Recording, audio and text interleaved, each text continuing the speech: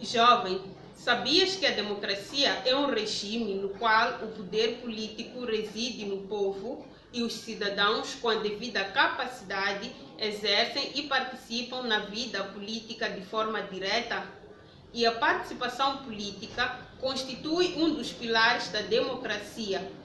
O número 3 do artigo 21 da Declaração Universal dos Direitos do Homem dispõe que a participação política dos cidadãos deve exprimir-se através de eleições honestas a realizar periodicamente por sufrágio universal e igual, com voto secreto ou segundo processo equivalente que salvaguarde a liberdade de voto. Porém, além do sufrágio universal, os cidadãos podem participar na vida política através da constituição, participação e aderência aos partidos políticos, tal como dispõe o artigo 53 da Constituição da República de Moçambique. Sendo assim, será difícil, se não impossível, a existência de uma democracia sem a participação política dos cidadãos. Em Moçambique, fazendo uma análise do sistema constitucional, conclui-se logo que o nosso legislador constituinte adotou o regime democrático ao consagrar no artigo 3 da atual Constituição o princípio constitucional de Estado de Direito Democrático, baseado no pluralismo de expressão, na organização política democrática, no respeito e garantia dos direitos e liberdades fundamentais.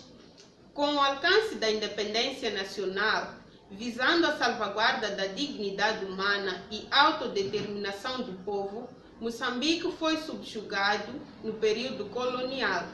A Constituição de 1975 consagrava nos primeiros artigos que o Estado moçambicano é democrático. Logo, vislumbra-se que este princípio não é de hoje no território nacional, pois existe desde que o país alcançou a independência e, ao longo dos tempos, foi moldado e ampliado, tanto que no texto constitucional como na legislação infraconstitucional. Por exemplo, com a mudança da democracia monopartidária para a multipartidária.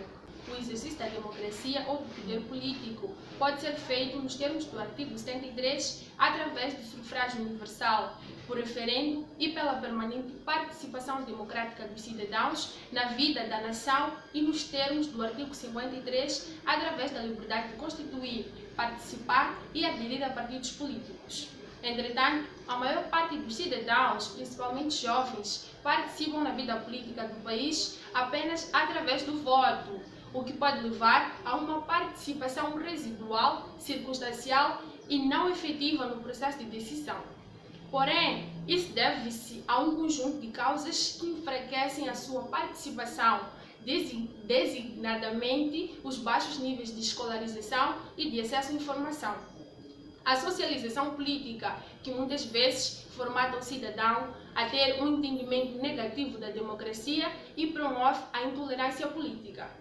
Segundo Wilson, no que diz respeito à participação política das mulheres, para além de continuar a existir uma disparidade notória entre a representação das mulheres no Parlamento, cerca de 30%, e no Executivo, cerca de 17%, as assimetrias na distribuição das funções e cargos públicos são reveladoras da permanência do reconhecimento do poder masculino.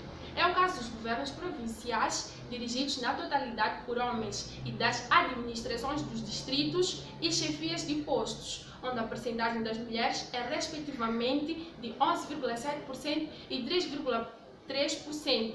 Significa que nas funções reconhecidas com de mais poder, no sentido de tomada de decisões sem controle de grupo, os homens são identificados pelo Executivo como tendo mais competências para as exercer. Porém, podemos concluir que a participação dos cidadãos é fundamental para uma democracia próspera e resiliente.